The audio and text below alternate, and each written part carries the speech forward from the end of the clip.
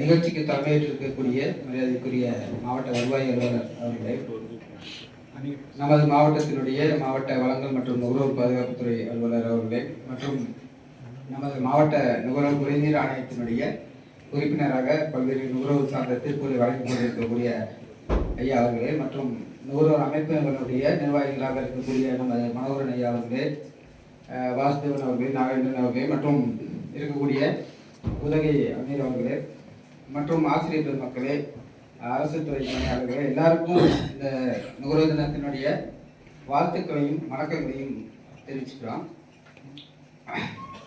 Sir நிறையவே சொன்னார். ஏற்கனவே அவருடைய நண்பர்கள் நம்ம திருவாரூர் ரமேஷ் சார், திருநாவுக்கர் சார் எல்லாமே கூப்பிட்டு வந்து நிறையா டீச்சர்ஸ்க்கு ட்ரைனிங் கொடுத்துருப்போம்.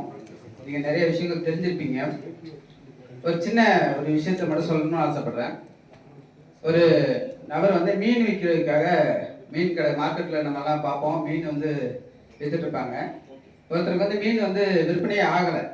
உடனே என்ன பண்ணால் நேராக வந்து கூப்பிட்டு உட்காந்து பார்த்தா என்னென்னோ பண்ணி பார்த்தா கடையை வேறு இடத்துக்கு கொண்டு போய் ஷிஃப்ட் பண்ணி மாற்றிட்டு, இந்த மீன் சாப்பிட்டிங்கன்னா புத்திசாலி ஆகலான்னு சொல்லி கூவி கூவி விற்க ஆரம்பிச்சிட்டான். எல்லாத்துக்கும் ஒரு ஆசை, நம்மளாம் அறிவாளி ஆகணும்னு நம்ம ஆசைப்படுவோம் இல்லையா? அந்த மாதிரி அவங்களும் போகிறவங்க வரவங்களாம் பார்த்து ஒரு சாப்பிட்டு அறிவாளி ஆகலாம் அப்படின்னு நினச்சிட்டு மீனை வாங்கிட்டு போயிட்டாங்க. வாங்கிட்டு போய் எல்லாமே சாப்பிட ஆரம்பித்தோன்னே எந்த மாடலும் தெரியலையே அப்படின்னு சொல்லிட்டு ஒருத்தர் வந்து போய் கேட்டார். வாரம் போய் மீனை வாங்கிட்டு போய் சாப்பிட்டு எந்த முன்னேற்றம் இல்லையே அப்படின்னு சொல்லி அவர் போய் திருப்பி கடையில் போய் கேட்டார். இல்லையா, நான் பொய்யெல்லாம் சொல்ல உண்மையை தான் சொல்லியிருக்கேன் அப்படின்னா.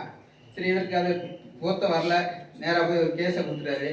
கேஸை கொடுத்து விசாரிக்கும் போது நான் உண்மையை தாங்க சொன்னேன் அப்படின்னாரு. என்னையா உண்மையை சொன்னேன்? மீன் சாப்பிட்டா அறிவு வரும் அப்படின்னு. அப்போ அவர் அறிவு வரலான்றாரு அப்படின்னு. இல்லைங்க, அறிவு வந்திருந்தா இவர் நான் சொல்கிறது உண்மையா இல்லையான்னு அவர் செக் பண்ணி பார்த்துருப்பாரு. அறிவு வராததுனால தான், நான் மீன் கொடுத்து சாப்பிட்டதுனால தான் அவருக்கு அறிவு வந்து இப்போயாவது கேஸ் போட வந்திருக்கிறாரு. இதுக்கு முன்னாடி அறிவு இருந்தால் அவர் முன்னையே வாங்காமல் போயிருப்பார். நானே கொடுத்த மீனை சாப்பிட்டதுனால தான் அவருக்கு அறிவு வந்திருக்குன்னு சொல்லியிருக்காங்க.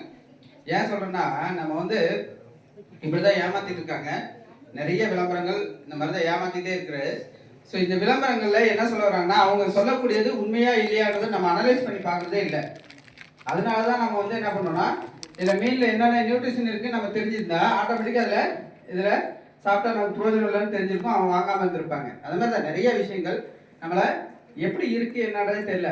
இப்போ நீங்கள் நிறைய பேர் பார்த்துருப்போம், அஸ்வினி ஹேர் ஆயில் எல்லாமே பார்த்துருப்பீங்க. அதில் ஓனர் சொல்கிறதெல்லாம் சொல்லி நிறைய வாட்ஸ்அப்பில் கூட பார்த்துருப்போம் இல்லையா? இதுதான் உண்மை. ஏன்னா அவங்க வந்து விற்கக்கூடிய பொருள் அவங்க பயன்படுத்துறது இல்லை, அவங்க வந்து பயன்படுத்துறது. நம்மளை வந்து முடி எப்படி வளருன்ற